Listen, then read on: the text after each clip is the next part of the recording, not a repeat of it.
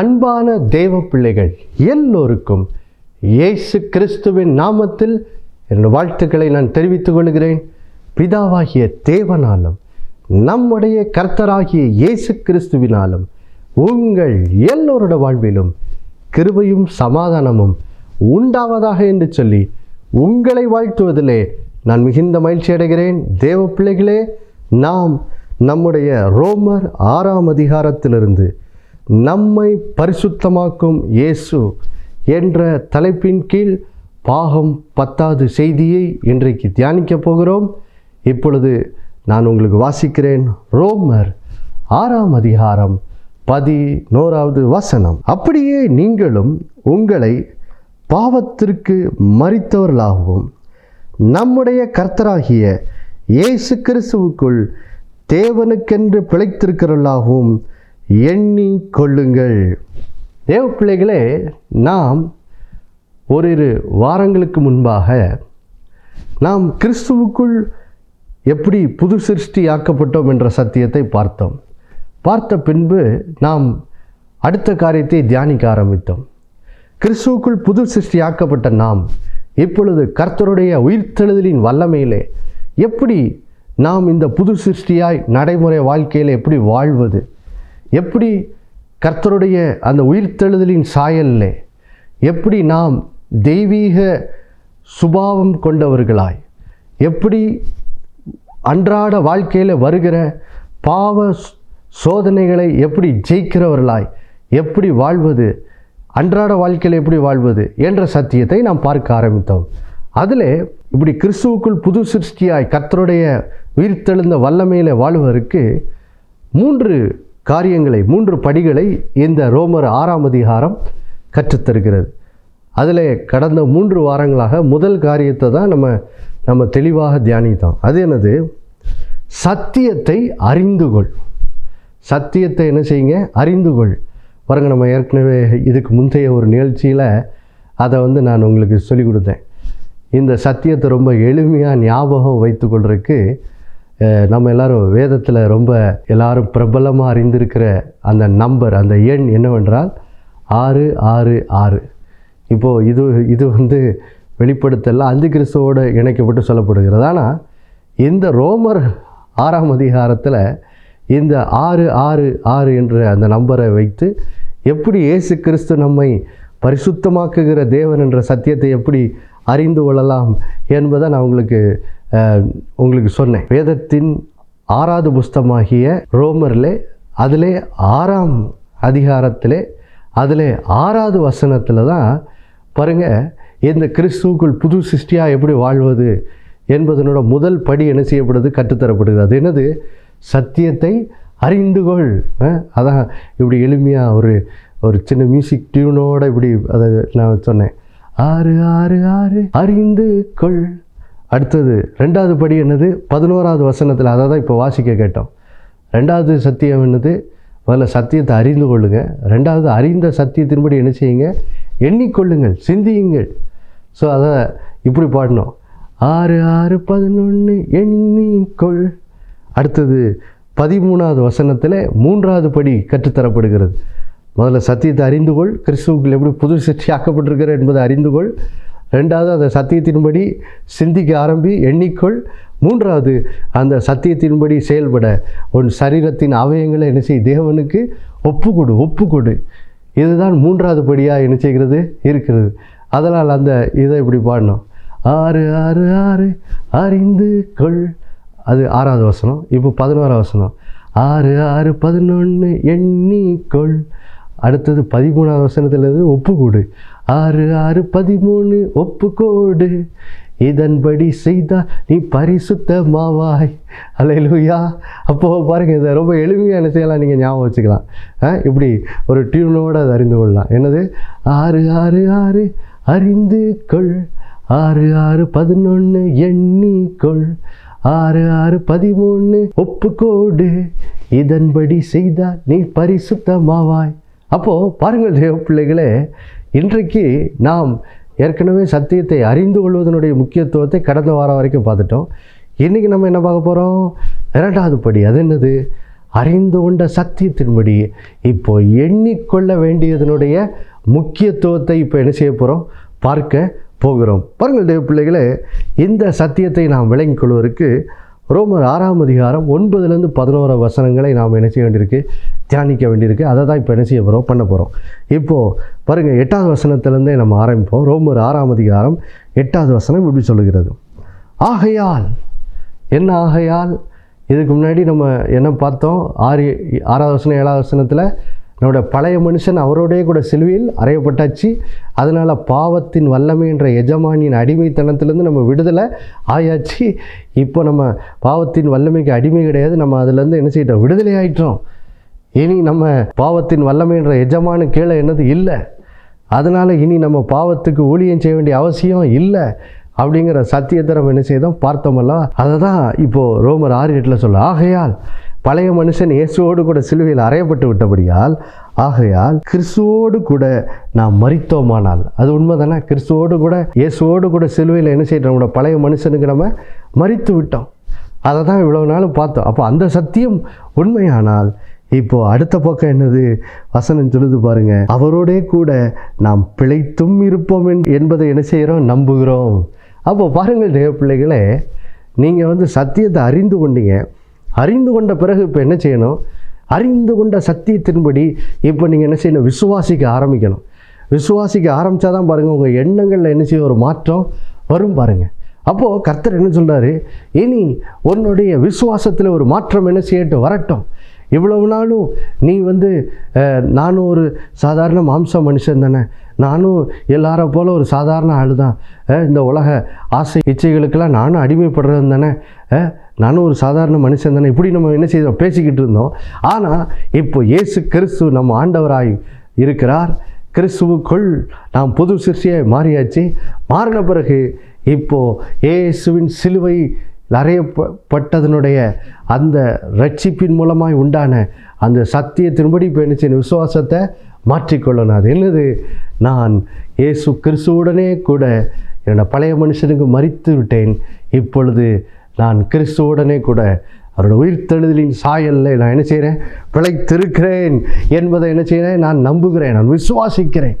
இதுதான் நம்முடைய என்னது விசுவாசம் பாருங்கள்.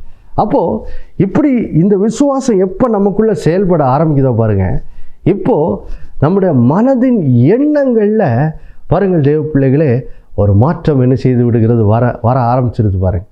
ஏனென்றால் பாருங்கள் தேவ பிள்ளைகளே, வேதத்தில் நம்ம வேத சத்தியத்தின்படி நம்முடைய நடக்கையில் நடக்கிறவர்களாக இருக்கணும்னா முதல்ல பாருங்கள் நம்முடைய சிந்தையில் என்ன செய்யணும், ஒரு மாற்றம் வரணும் பாருங்கள்.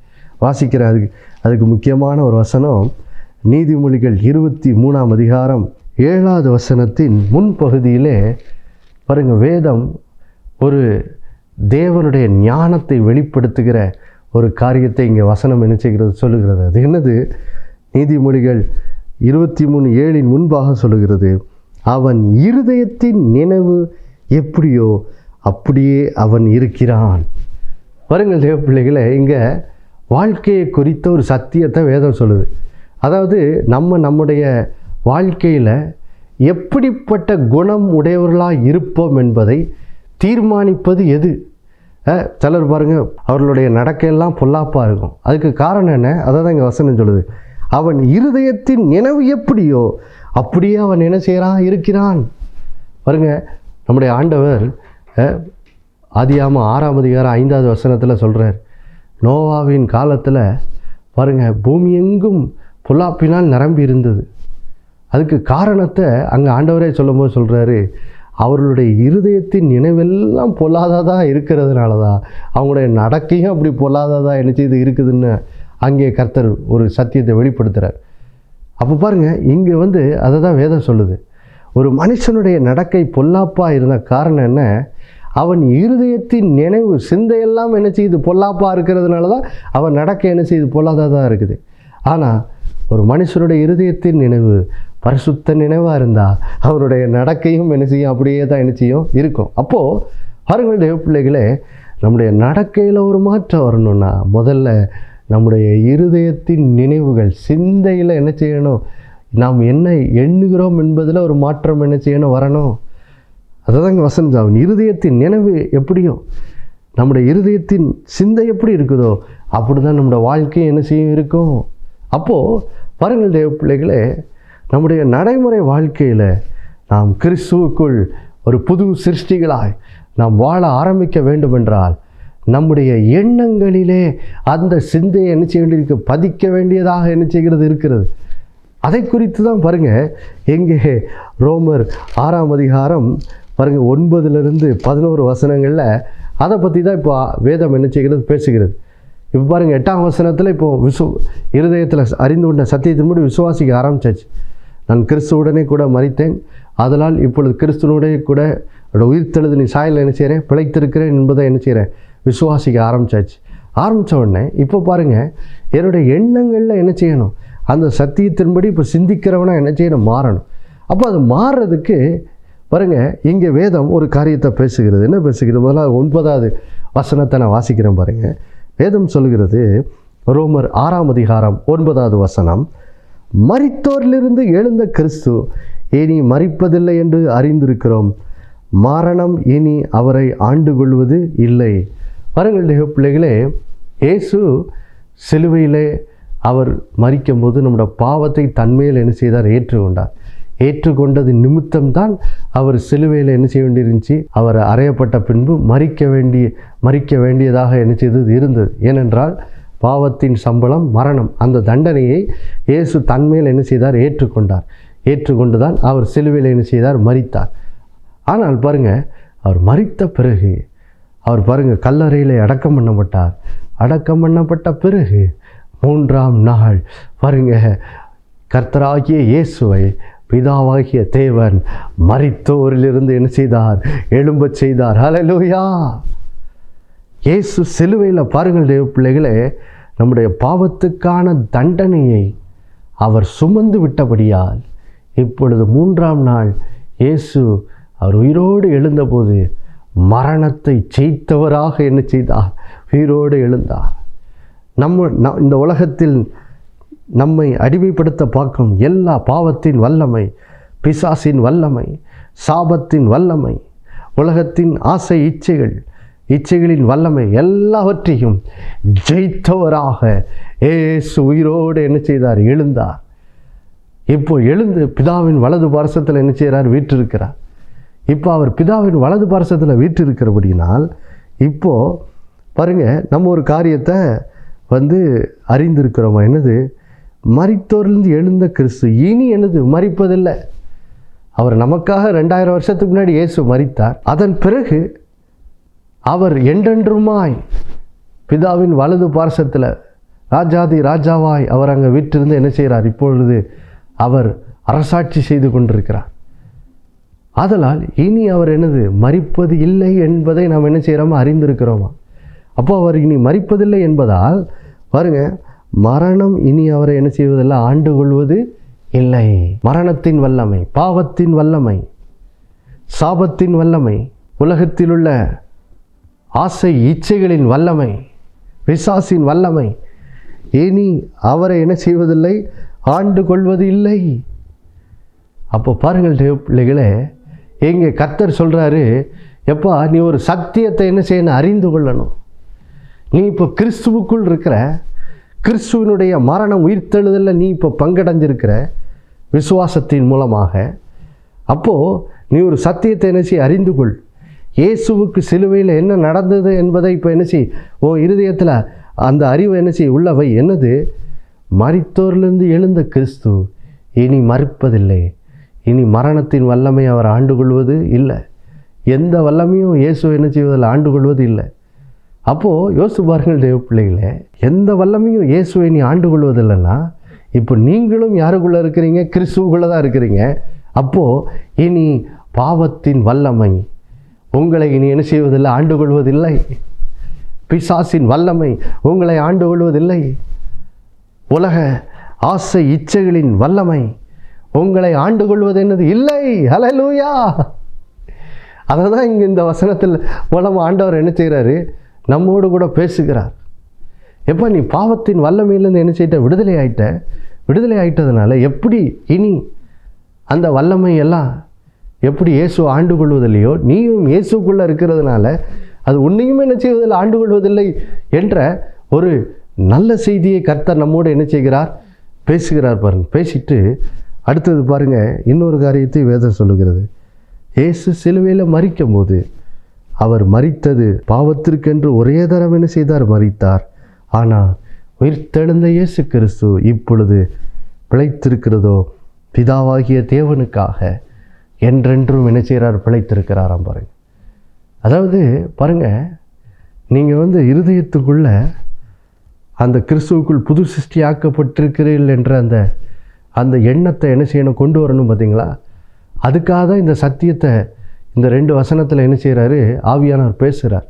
இயேசுவுக்கு என்ன நடந்துச்சோ அதுதான் நமக்கும் நடந்திருக்கிறது என்ற அந்த சிந்தைக்குள்ளே நம்மளை என்ன செய்ய கொண்டு வர வேண்டியிருக்கு. அதனால தான் பாருங்கள், நம்ம எப்படி சிந்திக்கணும்னு சொல்கிறதுக்கு முன்னாடி இயேசுவுக்கு சிலுவையில் என்ன நடந்துச்சு அப்படிங்கிறத ஆவியானவர் இங்கே என்ன செய்கிறார், பேசுகிறார். என்ன சொல்கிறாரு, இயேசு சிலுவையில் மரிக்கும் போது பாவத்திற்கென்று ஒரே தரம் மரித்தார். ஆனால் அவர் 3ஆம் நாள் உயிர்த்தெழுந்த பிறகோ இப்பொழுது என்றென்றும் அவர் பிதாவின் வலது பார்சத்தில் வீற்றிருந்து அவர் பிதாவாகிய தேவனுக்காக பிழைத்திருக்கிறவராக இயேசு கிறிஸ்து என்ன செய்கிறார், இருக்கிறார். ஏனி மரணம் அவரை என்னது ஆண்டு கொள்வதில்லை, அவர் இனி மரிப்பதில்லை.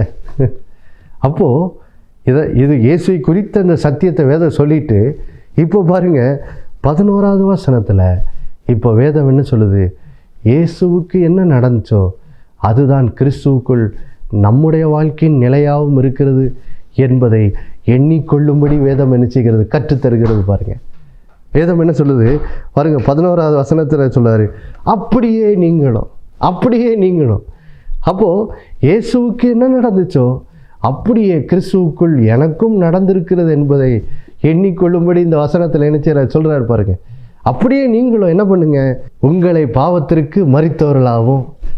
பாருங்கள், நம்ம கிறிஸ்துவோடு இணைக்கப்பட்டு நம்முடைய பழைய மனுஷன் இயேசுவோடு கூட சிலுவையில் அறையப்பட்ட போது பாருங்கள், நாம் நம்முடைய பழைய பாவ மனுஷனுக்கு அந்த பாவத்தின் வல்லமைக்கு இயேசுவோடு கூட என்ன செய்தாச்சு, மரிச்சாச்சு. அவ்வளோதான், அது ஒரு முடிந்து போன காரியம். அவ்வளோதான், நான் பாவத்தின் வல்லமைக்கு இயேசுவோடு கூட என்ன செய்யிட்டேன், மரிச்சிட்டேன். இனி அந்த பாவத்தின் வல்லமையை இனி என்னை என்ன செய்வதில்லை, ஆண்டு கொள்வதில்லை. அது இயேசுவை இனி ஆண்டு கொள்வதில்லை. அதே போல் இனி என்னையும் என்னது ஆண்டு கொள்வது இல்லை. என்னை இப்போ யார் ஆண்டு கொள்ளுகிறார், இயேசு தான் என்ன செய்கிறார், எஜமானாய் ராஜாதி ராஜாவாக என்ன செய்கிறார், ஆண்டு கொள்ளுகிறார். அதை தான் இங்கே சொல்கிறாரு பாருங்கள். இப்போது எண்ணத்தில் என்ன பண்ணணுமா, இப்போ அந்த சிந்தை என்ன செய்யணும், கொண்டு வரணும். என்ன கொண்டு வரணும், நான் விசுவாசிக்கிறேன், கிறிஸ்துவோடு கூட மரித்தேன், கிறிஸ்துவோடு இப்போ பிழைத்திருக்கிறேன் என்பதை நான் விசுவாசிக்கிறேன். இப்போ அந்த விசுவாசத்தின்படி இப்போ சிந்தையில் என்ன செய்ய வேண்டியிருக்கு, அதை கொண்டு வர வேண்டியிருக்கு. நான் இயேசுவோடு கூட என்ன செய்து விட்டேன், மரித்தாச்சு. என்ற பழைய மனுஷன் அவரோடு கூட அறையப்பட்டது, அவரோடு கூட மரித்தது, அவரோடு கூட அடக்கம் பண்ணப்பட்டுச்சு. பிதாவின் மகிமையினால் கிறிஸ்து 3ஆம் நாள் உயிரோடு எழுப்பப்பட்ட போது நானும் அவரோடு கூட ஒரு கிறிஸ்துவுள் புது சிருஷ்டியான என்ன செய்யப்பட்ட உயிர்ப்பிக்கப்பட்டு விட்டேன். உயிர்ப்பிக்கப்பட்ட நான் இப்பொழுது இயேசு இப்போ எப்படி வாழுகிறாரோ அப்படிதான் நானும் வாழுகிறேன் என்ற அந்த சத்தியத்தின் சிந்தையை இப்போ மனதில் என்ன செய்யுங்க, எண்ணிக்கொள்ளுங்கள் அப்படின்னு நீங்கள் என்ன செய்கிறார், சொல்கிறார் பாருங்க. அதான் சொல்கிறார், நீ பாவத்திற்கு என்ன செய்த, மரித்து விட்டாய், அதை முதல்ல எண்ணு. அடுத்தது என்ன பண்ணு, இப்போ இயேசு கிறிஸ்துவுக்குள் நீ இருக்கிறபடியால் இப்போ நீ கர்த்தராகிய இயேசு கிறிஸ்துவுக்குள் இயேசுவை போலவே தேவனுக்கென்று அவரோட உயிர்த்தெழுதலின் சாயல்ல பிழைத்திருக்கிறவர்களாய் இருக்கிறேன் என்பதை என்ன செய், எண்ணிக்கொள். கிறிஸ்துவுக்குள் உனக்குள் ஏற்பட்ட அந்த மாற்றத்தின்படி இப்போ என்ன செய், எண்ண ஆரம்பிச்சிரு. இயேசு எப்படி வாழுகிறார் அப்படி தான் நானும் இப்போ என்ன செய்கிறேன், வாழுகிறேன் என்ற அந்த சத்தியத்தின் சிந்தையை உன் மனதின் எண்ணத்தில் என்ன செய்ய கொண்டு வான்னு சொல்லி கர்த்தரிங்க நம்ம என்ன செய்கிறார், நம்மோடு கூட பேசுகிறார் பாருங்க. அப்போது பாருங்கள் தேவ பிள்ளைகளே, ஒவ்வொரு நாளும் பாருங்கள், நம்ம காலையில் எழுந்தவுடன் நம்ம செய்ய வேண்டிய காரியம் என்ன தெரியுமா, நம்ம மனதில் முதல்ல சத்தியத்தின் அறிவின்படி கர்த்தருக்கு நன்றி சொல்லணும். ஆண்டவரே, என்னுடைய பழைய மனுஷன் இயேசுவோடு கூட சிலுவையில் அறையப்பட்டதுக்காய் ஸ்தோத்திரம். இயேசு கிறிஸ்துவுக்குள்ளாக நான் ஞானஸ்நானம் பண்ணப்பட்டு இயேசு கிறிஸ்துவுக்குள் நான் ஆவிக்குரிய ரீதியில் அவரோடு இணைக்கப்பட்டு இப்போ நான் அவரோடு கூட என்னோடய பழைய மனுஷன் சிலுவையில் அறையப்பட்டு அவருடைய மரணத்துக்குள்ளாக்கும் ஞான ஸ்நானத்தினால் அவரோடு கூட நான் மரித்து அவரோடு கூட அடக்கம் பண்ணப்பட்டக்காய் ஸ்தோத்திர ஆண்டவரே. இப்படியாக நான் கிறிஸ்துவுடனே கூட என் பழைய பாவ மனுஷனுக்கு, பாவ சுபாவத்துக்கு, பாவத்தின் வல்லமைக்கு நான் மரித்து விட்டக்காய் ஸ்தோத்திரம் ஆண்டவரை. நன்றி செலுத்துகிறேன். அது மட்டும் இல்லை, இயேசு பிதாவின் மகிமையினால் அவர் 3ஆம் நாள் உயிரோடு எழுப்பப்பட்ட பிறகு இப்பொழுது இயேசு கிறிஸ்து பிதாவின் வலது பார்சத்தில் வீற்றிருக்கிறார். இனி அவரை மரணம் ஆண்டு கொள்வதில்லை, பாவத்தின் வல்லம் அவரை ஆண்டு கொள்வதில்லை. அவர் என்றென்றும் தேவனுக்கென்று என்ன செய்கிறார்? பிழைத்திருக்கிறார். அதை போல் தேவனே உமக்கு நன்றி செலுத்துகிற இயேசுவின் மூலமாக இப்போ நானும் இந்த இயேசு கிறிஸ்துவுக்குள் இருக்கிறேன். நானும் அவரோடு கூட உயிர்ப்பிக்கப்பட்டிருக்கிறேன். ஒரு புது மனுஷனாக நான் இருக்கிறக்காய் ஸ்தோத்திரம். இப்போ என்னையும் பாவத்தின் வல்லம் என்ன செய்வதில்லை, ஆண்டு கொள்வதில்லை. இப்போ இயேசுதான் என்னை எஜமானாக இருந்து ஆளுகை செய்கிறார். ஆளுகை செய்கிறபடினால் நானும் இப்பொழுது இயேசுவை போல தேவனுக்கென்று பிழைத்திருக்கிறவனாய் வாழுகிறதுக்காக உமக்கு ஸ்தோத்திரம் ஆண்டவரே. இன்றைக்கு இப்படிதான் வாழ்வேன். நான் பாவத்துக்கு மறிச்சிட்டேன். இப்போ கர்த்தராகிய இயேசு கிறிஸ்துவுக்குள் தேவனுக்கென்று தான் இன்றைக்கி நான் என்ன செய்வேன்? பிழைத்திருப்பேன் என்று சொல்லி அந்த சிந்தையை பாருங்கள். காலையில் எழுந்தவுடன் கர்த்தருடைய சத்தியத்தின்படி கர்த்தரை துதித்து அந்த சிந்தையை நம்மளோட மனதில் என்ன செய்யணும்? ஒரு ஆடையை போல் என்ன செய்யணும்? அணிந்து கொள்ள வேண்டும். பாருங்கள், நான் தேவனுக்கென்று பிழைத்திருக்கிறவன் என்ற அந்த சிந்தையை மனதில் என்ன செய்யணும்? வைக்கணும். பாருங்கள், அந்த சத்தியத்தின்படி இப்போ எண்ணிக்கொள்ளுகிறவர்களாக நம்ம என்ன செய்யணும்? மாறணும். ஹல்லேலூயா, ஹல்லேலூயா. இதை தான் வேதம் நமக்கு என்ன செய்கிறது? போதிக்கிறது. பாருங்கள், அப்போது யோசிச்சு பாருங்கள். அப்போது காலையில் எழுந்தவுடன் இப்படி பாருங்கள், நான் இப்போ இயேசுவோடு பாவத்துக்கு மறித்துட்டேன், கர்த்தராகிய இயேசு கிறிஸ்துவுக்குள் தேவனுக்கென்று பிழைத்திருக்கிறேன்னு சொல்லி அப்படிப்பட்ட எண்ணம் நம்மளோட மனதில் பதிச்சிட்டோம்னா, அதன்படி எண்ண ஆரம்பிச்சிட்டோம்னா இப்போ என்னாகும்? வேதத்தின் சட்டம் என்ன சொல்லுகிறது? அவன் இருதயத்தின் நினைவு எப்படியோ அவன் அப்படியே என்ன செய்வான்? இருப்பான். அவன் இருதயத்தின் நினைவு எப்படியோ அவன் அப்படியே என்ன செய்வான்? இருப்பான். அப்போது எப்போ என்னோடய எண்ணங்கள் இப்படி மாறுகிறதோ இப்போது நம்ம என்ன செய்வோம்? நாமும் யோசேப்பை போல் என்ன செய்துருவோம்? மாறிடுவோம்.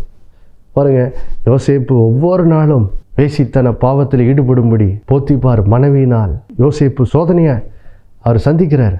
ஆனால் அவருக்குள்ள ஒரு உணர்வு இருந்தது. என்னது? நான் ஆபிரகாம், ஈசாக்கு, யாக்கோபின் தேவனுடைய ஒரு தாசன், நான் அவருடைய ஒரு பிள்ளை அப்படிங்கிற சிந்தை அவருக்கு என்ன செய்தது? இருந்தது. ஜீவனுள்ள தேவனோடு எனக்கு ஒரு உறவு இருக்குது அப்படிங்கிற சிந்தை இருந்தனால்தான் பாருங்கள், ஒவ்வொரு நாளும் அப்படிப்பட்ட சோதனை அவருக்கு வந்தபோது பாருங்கள் அவர் என்ன செய்தார்னு வேதம் அவ்வளோ அழகாக சொல்லுது. பாருங்கள், ஆதியாகமம் 39ஆம் அதிகாரத்தில் 8-9 வசனங்களை நான் உங்களுக்கு வாசிக்கிறேன். பாருங்கள், அவனோ தன் எஜமானுடைய மனைவியின் சொல்லுக்கு இணங்காமல் அவளை நோக்கி, இதோ வீட்டிலே என்னிடத்தில் இருக்கிறவைகளில் யாதொன்றை குறித்தும் என் ஆண்டவன் விசாரியாமல் தமக்கு உண்டான எல்லாவற்றையும் என் கையில் ஒப்பித்திருக்கிறார். இந்த வீட்டிலே என்னிலும் பெரியவன் இல்லை. நீ அவருடைய மனைவியாய் இருக்கிறபடியால் உன்னை தவிர வேறொன்றையும் அவர் எனக்கு விலக்கி வைக்கவில்லை. இப்படி இருக்க நான் இத்தனை பெரிய பொல்லாங்குக்கு உடன்பட்டு தேவனுக்கு விரோதமாய் பாவம் செய்வது எப்படி என்றான். பாருங்கள் தேவ பிள்ளைகளே, ஒவ்வொரு நாளும் போத்திபார் மனைவி பாவம் செய்யும்படி பாருங்கள் யோசேப்பை தொந்தரவுப்படுத்திக்கிட்டே இருக்கா. பாவ சோதனை போத்திபார் மனைவின் மூலமாக யோசேப்புக்கு வந்துக்கிட்டே இருக்கு. ஆனால் அந்த சோதனை வந்தபோது பாருங்கள் யோசேப்பு எப்படி அவர் நடந்து கொண்டார். அவருடைய இருதயத்தில் ஒரு நினைவு இருந்துச்சு. எப்போவுமே அவருடைய இருதயத்தில் அந்த சிந்தை இருந்துகிட்டே இருந்துச்சு. நான் ஆபிரகாம், ஈசாக்கு, யாக்கோபின் தேவனுடைய தாசன், என்னுடைய குடும்பத்துக்கும் தேவனுக்கும் ஒரு உடன்படிக்கை என்ன செய்கிறது? இருக்கிறது. நான் அவருடைய பிள்ளை அப்படிங்கிற அந்த உணர்வு இருந்ததுனால பாருங்கள் அவருக்கு தெரியுது கர்த்தர் அவரை பாருங்கள் போத்திபார் மூலமாக ஒரு உயர்ந்த பதவியில் அந்த போத்திபாரின் வீட்டில் உயர்ந்த பதவியில் அவருக்கு கொடுக்கப்பட்டிருக்கு என்பதை உணர்ந்து தான் சொல்கிறார், இந்த வீட்டில் என்னை பெரியவனாக என் எஜமான் என்னை ஆக்கியிருக்கிறாரு. இவ்வளோ பெரிய ஒரு அந்தஸ்தை என் எஜமான் கொடுத்துருக்கும் போது நான் இப்படிப்பட்ட பெரிய பொல்லாங்குக்கு உடன்பட்டு, முதல்ல அவர் சொல்கிறார், நான் எப்படி என் எஜமானுக்கு விரோதமாக இப்படி பாவம் செய்ய முடியும்? அடுத்தது அதையும் தாண்டி சொல்கிறாரு, நான் இந்த பாவத்துக்கு உடன்பட்டோன்னா நான் என் எஜமானுக்கு விரோதமாக மட்டும் பாவம் செய்கிறதில்ல, அதுக்கு மேலே அவர் சொல்கிறாரு, நான் தேவனுக்கு விரோதமாய் பாவம் செய்வது எப்படி? தேவனுக்கு விரோதமாக எப்படியா பாவம் செய்ய முடியும்? எப்படிப்பட்ட ஒரு உணர்வு அவருக்குள்ளே இருக்குது பாருங்கள்.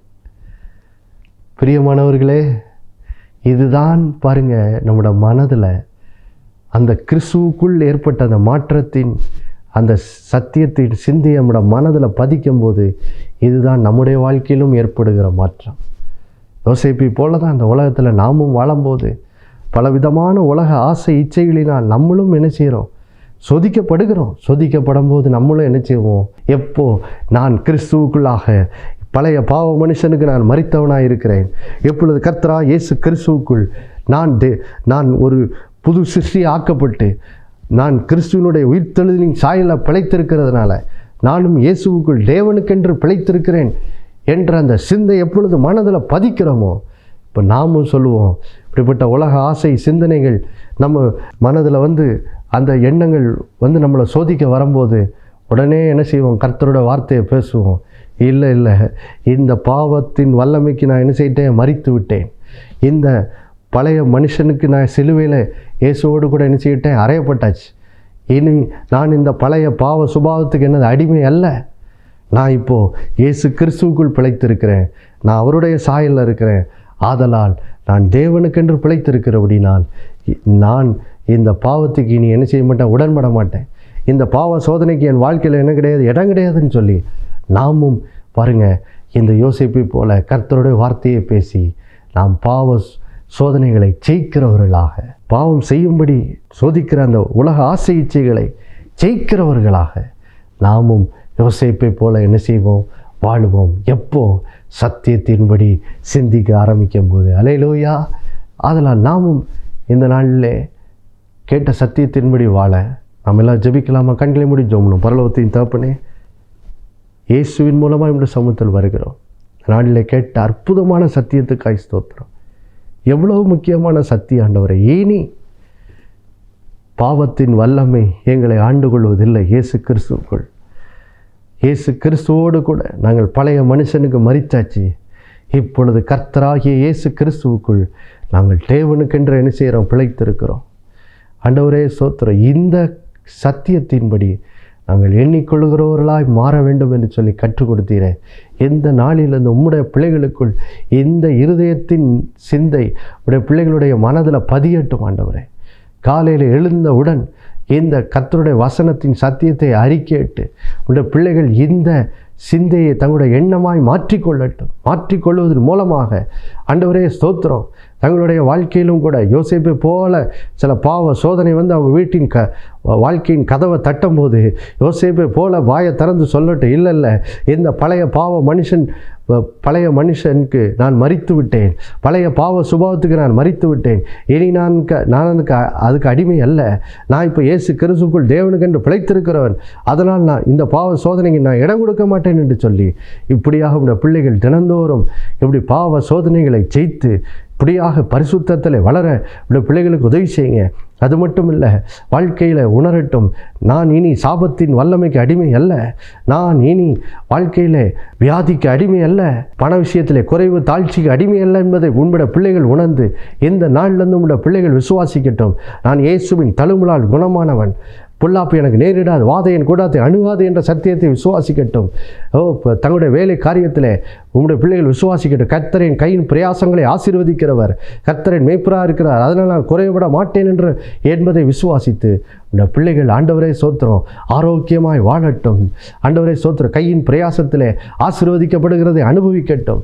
பண விஷயத்தில் இருக்கிற குறைவு தாழ்ச்சிகளெல்லாம் நீங்கி உடைய பிள்ளைகளுக்கு நிறைவு ஆண்டவரே பாத்திரம் நிரம்பி வழுகிற ஆசீர்வாதம் உண்டாகும்படியாக ஜெபிக்கிறோம். அப்படியே செய்ததுக்காக நன்றி. இயேசுவின் மூலம் வேண்டிக்கொள் நல்ல பிதாவே, ஆமேன். மறுபடியும் அடுத்த வாரம் சந்திக்க போட்டுக்கிறேன். இயேசுவே ஆண்டவர். ஒவ்வொரு நாளும் அவர் மேல் விசுவாசம் வைத்து வாழுங்கள். ஆமேன்.